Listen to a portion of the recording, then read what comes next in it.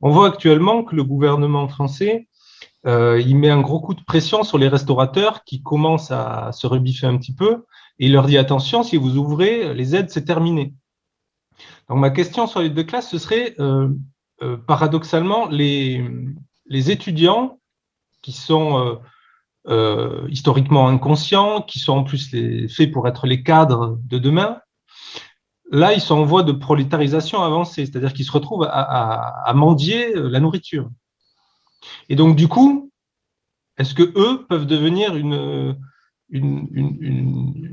force de lutte prochaine qui devient radicale parce que leur situation à eux devient radicale par rapport à ce qu'elle était avant?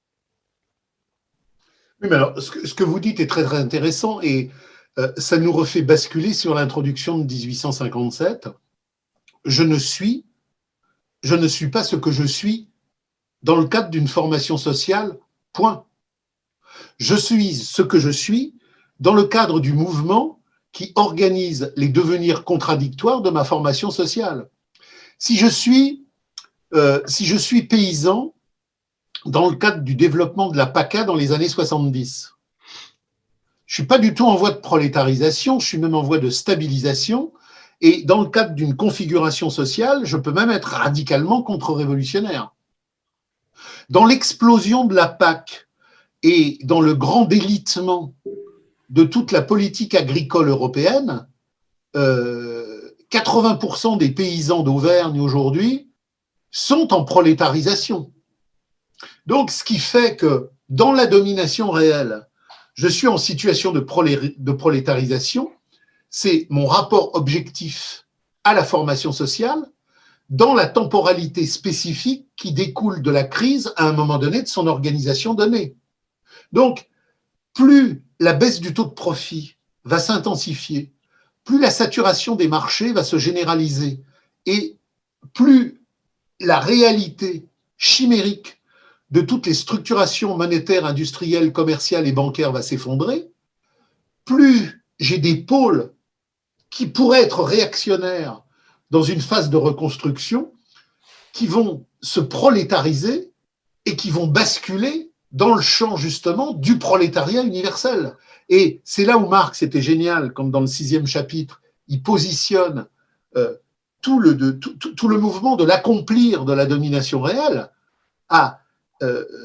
au bout du bout de l'extériorisation des contradictions de la domination réelle dans ce qui va devenir la crise terminale telle qu'elle va produire le procès de caducité, des champs entiers de populations qui ne sont pas en soi prolétaires, par la domination réelle réalisée du procès de caducité, sont prolétarisés. Donc il y a plein de gens qui vont être, et c'est là où Marx parle dans la Sainte Famille de la contrainte. Ce qui compte, c'est là où vont les gens dans la contrainte historique générale. Vous avez plein de petits cons universitaires qui, dans les années 70-80, la plume dans le derrière, plein d'arrogance, auraient voulu être des gestionnaires. Ben là, ils en prennent plein la gueule, ils vont tout juste avoir le droit d'aller balayer les poubelles au bout du crous. Ah ben, la force de l'histoire va les contraindre à être autre chose que ce qu'ils espéraient dans la mythologie narcissique de leur représentation sociale. Et c'est là où le capital est gigantesquement une force révolutionnaire, c'est ce que nous dit Marx. Le capital est la force révolutionnaire par essence, parce qu'au moment justement de cette auto-invalidation, il s'auto-abolit en contraignant des millions de gens à l'échelle de la planète qui auraient dû être contre-révolutionnaires à devenir l'abolition de leur situation contre-révolutionnaire. C'est pareil. Moi, j'ai discuté avec plusieurs petits restaurateurs.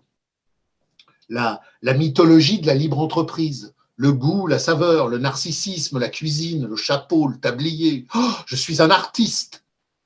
Je suis réac. Je peux même être un gros con narcissique. Et je deviens fou.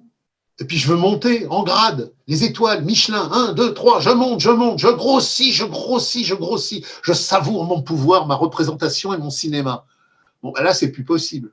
Donc il y a plein de mecs qui auraient pu devenir des gros cons de cuisiniers narcissiques dans la représentation théâtrale du capital, qui vont basculer dans la prolétarisation.